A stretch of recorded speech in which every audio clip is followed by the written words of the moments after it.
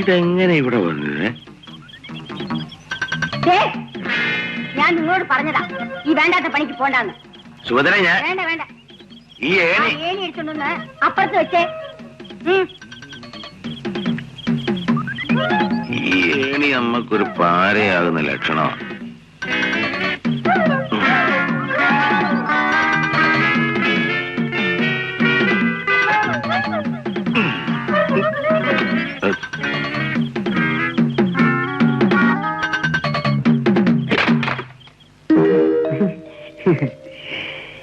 Hey.